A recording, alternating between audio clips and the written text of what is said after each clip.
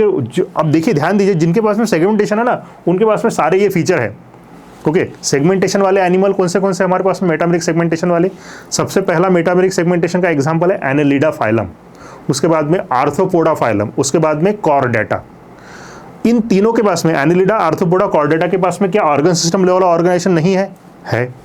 उनके पास में bilateral symmetry भी है, उनके पास में ट्रू सिलोम भी है। ओके, तो ये अगर आप लोग 3 ढूंढ लोगे ना इसमें से, तो आपको आंसर मिल जाएगा। ठीक है, तो इस तरह से अगर हमारा दिमाग चलता है तो हमें ज़्यादा नहीं देखना पड़ेगा। नहीं तो आप क्या करोगे, सबसे पहले ऑर्गन सिस्टम लेवल लगाओगे इन सबको। ओके, तो वो तो लगभग सभी की मिल जाएगी आपको, तो वो उसमें क्या हो रहा है, आपका टाइम पास हो रहा है। ठीक है, तो हमें टाइम भी शॉर्ट करना है, तो अपना दिमाग ऐसे फास्ट चलाना पड़ेगा अपने को। ठीक है, तो इसलिए हमें चैप्टर की जो थ्योरी है वो अच्छे से याद होनी चाहिए। ठीक है, तो देखो सेगमेंटेशन, तो देखो metameric segment, Annelida, arthropoda and Chordata, ये ढूंढना है हमें। एनेलिडा, आर्थ्रोपोडा एंड कॉर्डेटा पहले इसमें मिल गया। ठीक है, लेकिन खुश नहीं होना है, पढ़ लो, पढ़ने में ज़्यादा नहीं जा रहे, 2-4 सेकंड ही जा रहे हैं। एनेलिडा, आर्थ्रोपोडा, मोलुस्का, मोलुस्का के पास में सेगमेंटेशन नहीं है। आर्थ्रोपोडा, मोलुस्का, फिर मोलुस्का आ गया, फिर यहाँ पे भी मोलुस्का है, तीनों में मोलुस्का, और मोलुस्का के पास में सेगमेंटेशन नहीं है, ए सेगमेंटेड बॉडी है उसकी। ठीक है, तो आंसर क्या आएगा बच्चों, आपको यही आएगा। ठीक है, इन तीनों के पास में भी क्या है, organ system level of organization है। इन तीनों के पास में भी क्या है, बायलैटरल सिमेट्री, और तीनों के पास में भी क्या है, ट्रू सिलोम है। और ये तीनों क्या है, मेटामेरिक सेगमेंटेशन वाले एनिमल है। ठीक है, तो याद रखना, मेटामेरिक सेगमेंटेशन मतलब body is divided into segments. जैसे देखिए हमारी बॉडी होती है हेड, थोरैक्स, एब्डोमेन, इस 3 पार्ट में डिवाइडेड है ना। एनेलिडा की बॉडी भी देखिए एनुलस मतलब रिंग में या पार्ट में डिवाइडेड होती है। ठीक है, सेगमेंट में डिवाइड होती है, तो उसे कहते हैं मेटामेरिक सेगमेंटेशन। और इनके केवल 3 ही एग्जाम्पल है पूरे एनिमल किंगडम में। पहला आपका एनेलिडा, दूसरा आर्थ्रोपोडा एंड तीसरा कॉर्डेटा। बाकी बीच के जितने भी है, ओके, वो सारे जो है वो सेगमेंटेड एनिमल नहीं है। ठीक है, आपका मोलुस्का हो गया, इकाइनोडर्मेटा हो गया, हेमिकॉर्डेटा हो गया, किसी के पास में भी सेगमेंटेशन नहीं है। तो ये 3 अच्छे से याद रखना है। सेगमेंटेशन मतलब मेटामेरिक सेगमेंटेशन के ये एग्जाम्पल है। ओके, चलो आगे बढ़ते हैं। मैच द पेयर है। ओके, मैं आपको मैच द पेयर करके देता हूँ, आप लोग इसमें से ढूंढ लेना कौन सा ऑप्शन है। ठीक है, हम लोग थोड़ा टाइम बचाने की कोशिश करेंगे यहाँ पे। प्लूरोब्राचिया, ये आपका किसका एग्जाम्पल है, आपका ये सिलेंट्रेटा का एग्जाम्पल है, सॉरी टेनोफोरा का एग्जाम्पल है, राइट। तो प्लूरोब्राचिया मोलुस्का नहीं है ये। ओके, अच्छा ये आगे पीछे हो गया है, ओके, ये थोड़ा देखिए, ये 3 जो है ना ये आगे सरक गया है टाइपिंग टाइम पे। तो प्लूरोब्राचिया आएगा टेनोफोरा में, ये टेनोफोरा है। Radula, okay, what is radula, तो रेडुला जो है बच्चों ये मोलुस्का में पाया जाता है, स्नेल वगैरह जो होती है उनमें पाया जाता है। नाउ एनसीईआरटी की लाइन है, it is a file like rasping organ which is present in the mouth of the snail और मोलुस्का। मोलुस्का के माउथ में होता है, जैसे हमारे माउथ में टंग होती है ना बच्चों, इनके पास में रेड्यूला होता है। अब ये रेडुला जो है ना ये कैसा है, एक लंबा होने वाला मतलब बाहर निकलने वाला ऑर्गन है। जैसे बहुत सारे देखिए आप लिजर्ड्स वगैरह के टंग जो है ना बाहर निकलती है। ओके, बहुत आपने देखा होगा टीवी वगैरह, ठीक है। कुछ जो लिजर्ड्स है ना वो क्या करते हैं, उनकी टंग को फेंक के इंसेक्ट्स पकड़ते हैं। मतलब सामने अगर कोई इंसेक्ट बैठा है तो ये टंग अपनी निकालेगा बाहर, वो टंग शूट होगी एक तरह से और उस इंसेक्ट्स को चिपक जाएगी और फिर वो इंसेक्ट सीधा उसके माउथ में चला आएगा। ठीक है, वैसा तो नहीं है एग्जैक्टली, लगभग सिमिलर टू दैट। ठीक है, वैसा हम लोग कह सकते हैं। ये जो है ना ये भी क्या होता है, थोड़ा सा स्टिकी टाइप का है। अब इसमें स्टिकी मतलब म्यूकस वगैरह नहीं है, लेकिन इसको जो है इस पे जो है ना वो दांत जैसे निकले हुए होते हैं, मतलब ये थोड़ा सा स्पाइनी टाइप का है। ओके, तो ये अगर इसने निकाला, जैसे फॉर एग्जांपल मान लो लोग लीकिंग करते हैं ना, चाटते हैं किसी चीज़ को, ठीक है, तो ये रेडुला जो मोलुस्का है ना ये भी क्या करता है, जो फूड होता है ना उसको चाटता है। ओके, इसका फूड क्या है, इसका फूड है एल्गी वगैरह। तो ये क्या करेगा, अपना जो रेडुला मतलब जो टंग वाला जैसा पार्ट है वो बाहर निकालेगा, ये एल्गी पे लगाएगा, एल्गी पे जैसे लगाएगा एल्गी इसको चिपक जाएगी। ओके, एल्गी चिपकने के बाद इसको खींच लेगा, मतलब एक तरह से क्या करेगा, उसको कुरेद के निकाल लेगा। ठीक है, so some part of the algae will stick to the radula and goes into the mouth of the mollusc. Okay, तो इस तरह से ये खाना खाता है, तो खाना खाने का ऑर्गन है इसका, ये फूड कलेक्ट करने का। सो रेडुला हम लोग किसको पेयर करेंगे, मोलुस्का को पेयर करेंगे। ठीक है, चलो स्टोमोकॉर्ड, ये हेमिकॉर्डेटा के पास पाया जाता है। ठीक है, तो हेमिकॉर्डेटा कहाँ है, ये देखो यहाँ नीचे हेमिकॉर्डेटा। ओके, एयर ब्लैडर, ये फिश का है, उसमें भी बोनी फिश का है। तो ये देखिए ऑस्ट्रिच थाई जहाँ पे दिया हुआ है। ठीक है, so this is the pairing. Okay, अब इसमें से आप लोग आंसर ढूंढ लेना। ठीक है, चलो पॉज करके ढूंढ लेना। नेक्स्ट देखते हैं, फिर से मैच द पेयर आ गया है, टेरोफाइलम। ओके, टेरोफाइलम क्या है, ये है आपकी hag fish, saw fish, angel fish, flying fish, ये आएगा एंजल फिश। एग्जाम्पल का क्वेश्चन है। ओके, कुछ बच्चों को ऐसे जो क्वेश्चंस देखने के बाद में थोड़ा सा ब्रेन में पेन होने लगता है, सही है, मैं उनके साथ में कोरिलेट कर सकता हूँ, लेकिन ऐसे क्वेश्चन आते हैं बच्चों, ठीक है, आई कैन अंडरस्टैंड, मैं तुम्हारे दुख में शामिल हूँ, लेकिन बच्चों क्या है वो दुख झेलना ही पड़ेगा अपने को। मिक्सिन कि क्या आएगा, हैगफिश। प्रिस्टिस ये सॉ फिश है। ओके, अब मेरे जैसे एकदम बिल्कुल सारे जो कॉमन नेम्स है वो एकदम बिल्कुल टिप ऑफ टंग है, वैसे आपको करने हैं, इतना नहीं हो पाएगा तो भी कोशिश करना है, ठीक है, तो आप इसका आंसर ढूंढ लेना, ठीक है। चलो आगे बढ़ते हैं। which following are the statement about the non chordates. तो नॉन कॉर्डेट्स के बारे में कुछ स्टेटमेंट दिए है और अपने को फिर अप्रोप्रिएट आंसर ढूंढना है। Choose the most appropriate answer from the option given below, ठीक है। तो कौन सा स्टेटमेंट है, pharynx is perforated by gill slits, क्या ये कॉर्डेट में होता है? जी हाँ होता है, ये सही है। नोटोकॉर्ड इज अब्सेंट, कॉर्डेटा में नोटोकॉर्ड अब्सेंट होता है क्या? सॉरी, एक मिनट सॉरी, मैंने कुछ पढ़ने में गलती कर दी, ठीक है। Following are the statement about non chordate, बच्चों नॉन कॉर्डेट के बारे में पूछा गया है, ठीक है। Pharynx is perforated by gill slits, ये कॉर्डेट का फीचर है, नॉन कॉर्डेट का नहीं है, तो ये क्या होगा, रॉन्ग हो जाएगा। नोटोकॉर्ड इज अब्सेंट, यस, इसीलिए तो उनको नॉन कॉर्डेट कहते हैं, जिसमें नोटोकॉर्ड होगा वो कॉर्डेट हो जाएगा, तो ये बराबर है। Central nervous system is dorsal, क्या इनकी सेंट्रल नर्वस सिस्टम डॉर्सल मतलब पीठ की साइड में है? नहीं, ये कॉर्डेट का फीचर है। याद रखिए ये थोड़ा उल्टा हो जाता है, जैसे हमारी जो सेंट्रल नर्वस सिस्टम है कॉर्डेट की, वो बैक साइड में मतलब डॉर्सल साइड में होती है, पीठ के साइड में होती है, और इनकी जो होती है नॉन कॉर्डेट की वो वेंट्रल साइड में मतलब पेट के साइड में होती है। हमारा जो हार्ट होता है वो पेट की साइड, मतलब यहाँ सामने है ना आपका हार्ट, ठीक है, लेकिन इनका जो हार्ट है अगर होगा इनमें तो ये पीछे के साइड में होगा, ठीक है। तो ऐसा उल्टा है थोड़ा सा इनका, हम नॉन कॉर्डेट और कॉर्डेट का कैसा है, थोड़ा उल्टा फीचर है। तो central nervous system is dorsal, central nervous system dorsal किसकी है, कॉर्डेट की है, नॉन कॉर्डेट की नहीं है, तो ये रॉन्ग हो गया। Heart is dorsal if present, yes ये सही है, क्योंकि नॉन कॉर्डेट का अगर हार्ट प्रेजेंट है तो पीछे साइड में रहेगा, ठीक है, पीठ की साइड में रहेगा, तो बराबर है। Post anal tail is absent, non chordate के पास में कभी भी पोस्ट एनल टेल नहीं होती है। पोस्ट एनल टेल ये फीचर किसका है, कॉर्डेट का है। ओके, जिन कॉर्डेट के पास में भी टेल है उनकी टेल कैसी होती है, एनस के बाद होती है। ओके, एनस के बाद शुरू होती है। कॉर्डेट का फीचर क्या है, उनका जो एनस है वो टेल के एंड में रहता है, या आप हम लोग ऐसा कह सकते हैं उसको कि ये प्री एनल टेल है भाई, मतलब एनस के पहले टेल होती है। ओके, एनस के बाद में कुछ नहीं होता है, राइट, ठीक है। तो ये post anal tail is absent, ये क्या होगा, ये सही आएगा। तो अब इसमें से सही वाले कौन से हैं वो आपको चूज करने, ठीक है। तो कौन से सही है बच्चों, B is correct, D is correct and E is correct, B D E, ऐसा कौन सा ऑप्शन है, आंसर सी आएगा आपका, ठीक है। चलो तो थोड़ा क्विकली करते हैं बच्चों, स्पीड कम हो रही है हमारी, फिर से आते हैं। देखो टाइम लगता है इनको डिस्कस करने के लिए, मुझे बहुत सारा करना है लेकिन मैं इतना डिस्कस नहीं कर पा रहा हूँ। कॉन्ट्रैक्टाइल वैक्यूल ये किसके पास में, ये प्रोटोजोआ के पास में पाए जाते हैं, ठीक है। एस्टेरिस प्रोटोजोआ नहीं है, अमीबा ये प्रोटोजोआ है, स्पॉन्जिला टीनिया, ठीक है। तो ये कॉन्ट्रैक्टाइल वैक्यूल में किसको लगाऊंगा, अमीबा को लगाऊंगा, ठीक है। वाटर वास्कुलर सिस्टम इकाइनोडर्माटा का फीचर है, ठीक है। इकाइनोडर्माटा कौन है, एस्टेरिस। ओके, कैनाल सिस्टम ये पोरीफेरा में पाई जाती है, ध्यान रखना, ठीक है। ये पेक्यूलियर कैरेक्टरिस्टिक है, जो बोल्ड वाले बताए थे मैंने शुरू में, ठीक है, वो बोल्ड वाले पॉइंट है बच्चों। ये कैनाल सिस्टम किस में पाई जाती है, स्पॉन्जेस में, पोरीफेरा में, स्पॉन्जिला, फ्लेम सेल ये प्लैटीहेलमिन्थिस का फीचर है। तो प्लैटीहेलमिन्थिस मतलब फ्लैटवर्म कौन है, टीनिया, टीनिया सोलम। ओके, तो ये आएगा आपका पेयरिंग, ठीक है। तो आंसर ढूंढ लीजिए अब आप। Next, select the correct statement. Platyhelminthes are triploblastic, pseudocoelomate and bilaterally symmetric organisms.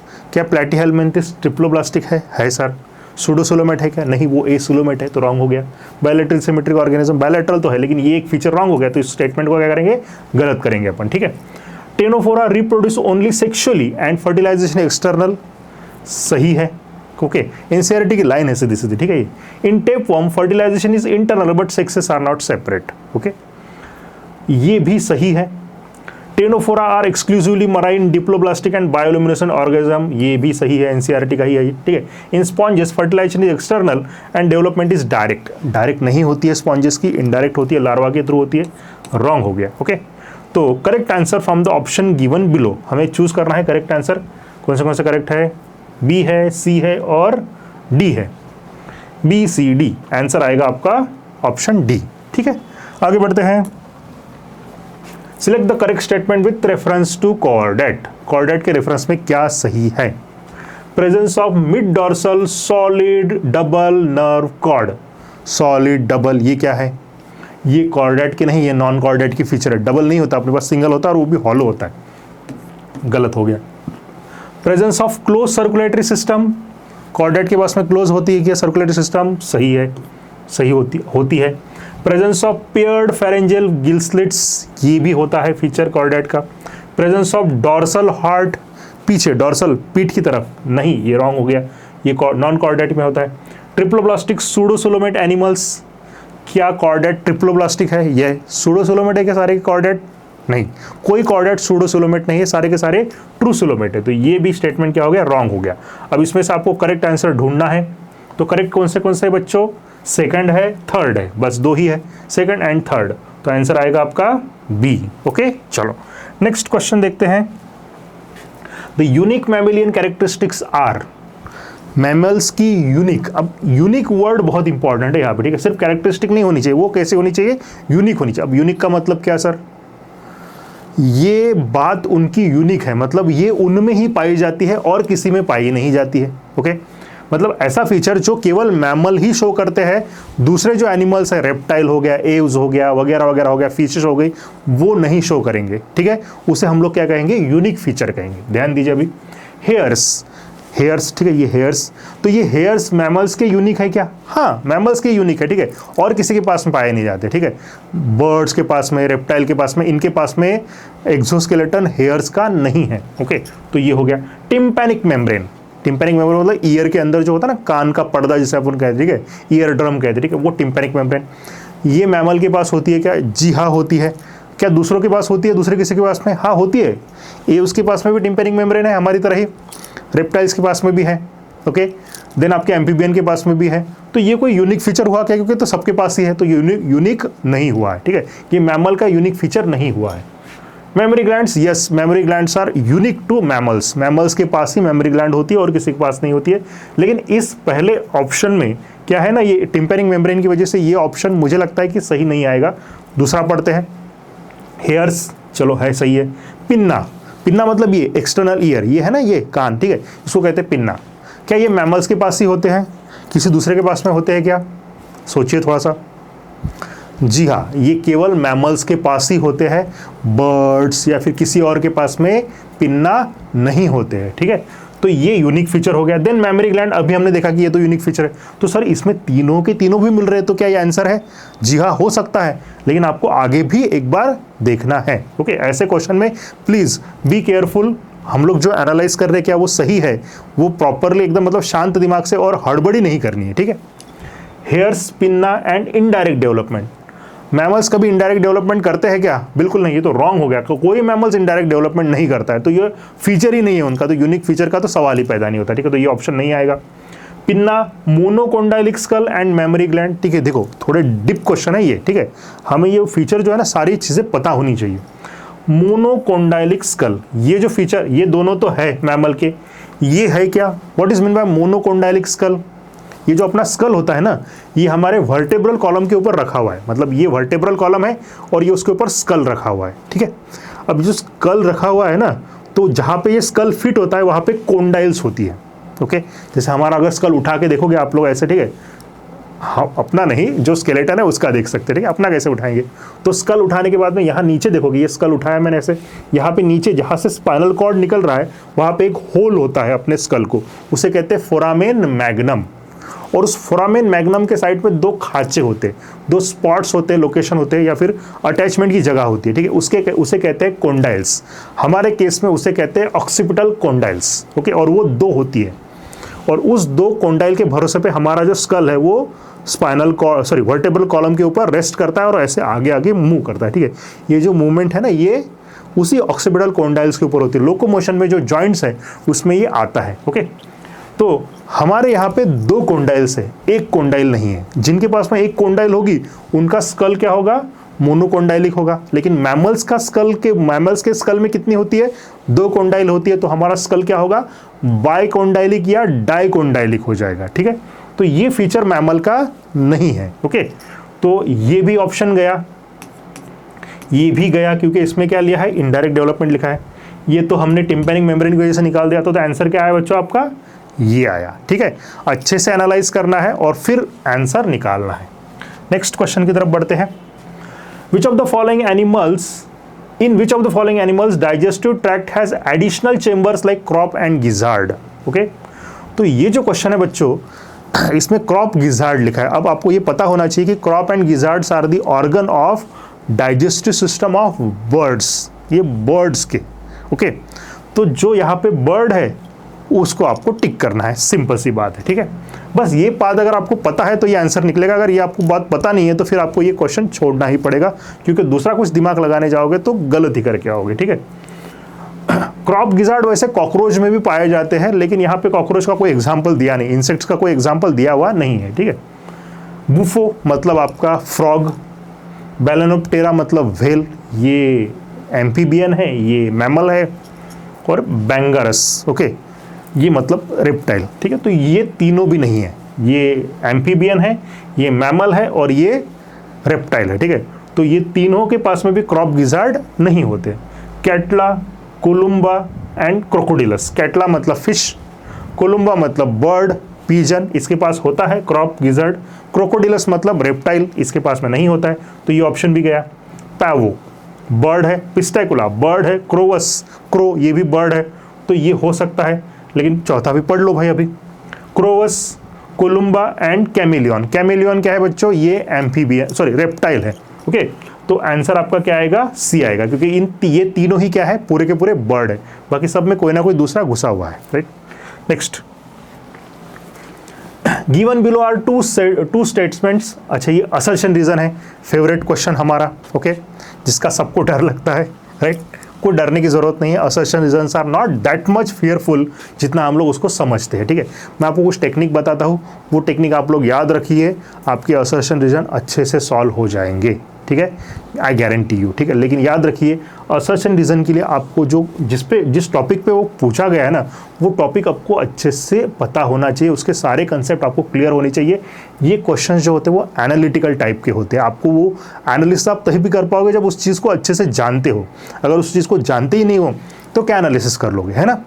तो आपको बस उसके बारे में सब कुछ अच्छे से पता होना चाहिए, तभी आपको करना है।